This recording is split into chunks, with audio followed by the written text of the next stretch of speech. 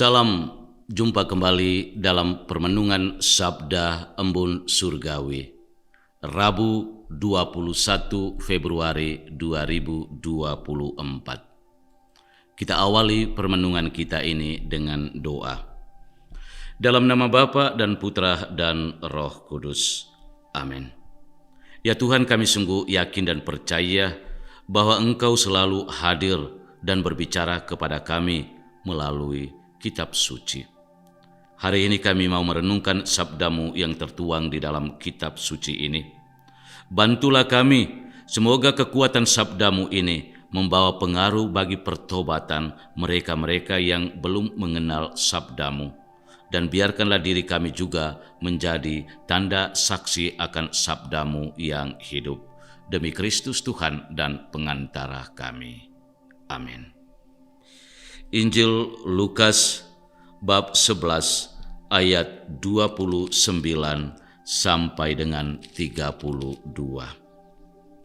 Tanda Yunus. Ketika orang banyak mengerumuninya, berkatalah Yesus, "Angkatan ini adalah angkatan yang jahat. Mereka menghendaki suatu tanda, tetapi kepada mereka tidak akan diberikan tanda selain tanda Nabi Yunus. Sebab seperti Yunus menjadi tanda untuk orang-orang Niniwe, demikian pula lah Anak Manusia akan menjadi tanda untuk angkatan ini. Pada waktu penghakiman, Ratu dari Selatan itu akan bangkit bersama orang dari angkatan ini, dan ia akan menghukum mereka. Sebab Ratu ini datang dari ujung bumi untuk mendengarkan hikmat Salomo, dan sesungguhnya yang ada di sini lebih daripada Salomo. Pada waktu penghakiman, orang-orang Niniwe akan bangkit bersama angkatan ini, dan mereka akan menghukumnya. Sebab orang-orang Niniwe itu bertobat waktu mereka mendengarkan pemberitaan Yunus, dan sesungguhnya yang ada di sini lebih daripada Yunus." Demikianlah sabda Tuhan. Terpujilah Kristus. Pertobatan sejati. Saudara-saudari yang terkasih, Niniwe adalah sebuah kota besar yang mengagumkan. Banyak orang merasa kagum dan bangga dengan kota Niniwe itu. Namun sayangnya, rasa kagum dan bangga itu tidak didukung oleh orang-orang yang mendiami kota itu. Karena mereka hidup dalam tingkah laku yang jahat dan penuh dengan kekerasan. Melihat tingkah laku orang Niniwe yang jahat dan penuh kekerasan itu, muncullah murka Allah terhadap mereka. Karena itu melalui Yunus, Allah menitipkan pesan sabdanya dan mengutus Yunus pergi ke kota Niniwe untuk menyerukan pertobatan. Pesan sabda Allah yang disampaikan Yunus kepada penduduk Niniwe itu diterima dan didengarkan, dan masing-masing mereka berbalik dari tingkah lakunya yang jahat dan dari kekerasan yang dilakukannya. Seruan pertobatan dari Yunus ternyata tidak sia-sia bagi orang Niniwe. Mereka percaya kepada Allah, berpaling dari sikap tingkah laku mereka yang jahat penuh kekerasan itu, lalu mengumumkan puasa dan mengenakan kain kabung sebagai tanda pertobatan.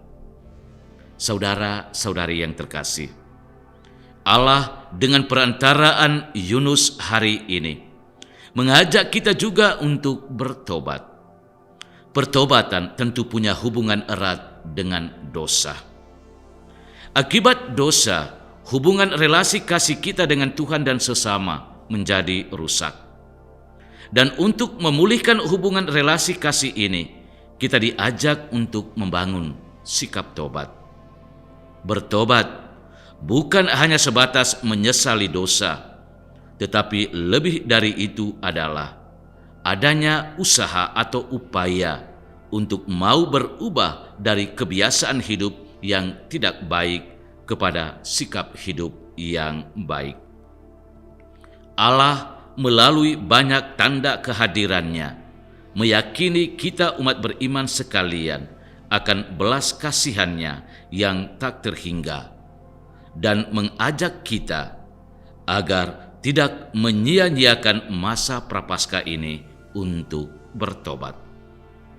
Hanya melalui pertobatan dalam kata dan perbuatan, kita memperoleh keselamatan. Dan inilah buah pertobatan sejati yang diharapkan Tuhan untuk kita di masa prapaskah ini. Tuhan, di masa prapaskah ini, bantulah kami selalu agar tetap setia mendengar dan merenungkan sabda-Mu, dan biarkanlah gema kekuatan sabda-Mu mempengaruhi seluruh hidup kami, menerangi hati dan budi kami, dan tetap berjalan dalam terang sabda-Mu. Jagalah kami agar jangan jatuh dalam pencobaan. Demi Kristus Tuhan dan pengantara kami. Amin. Tuhan bersamamu. Semoga hidup kerja rencana perjuangan kita pada hari ini dibimbing, dilindungi dan diberkati oleh Allah yang Maha Kuasa, Bapa, Putra, dan Roh Kudus. Amin.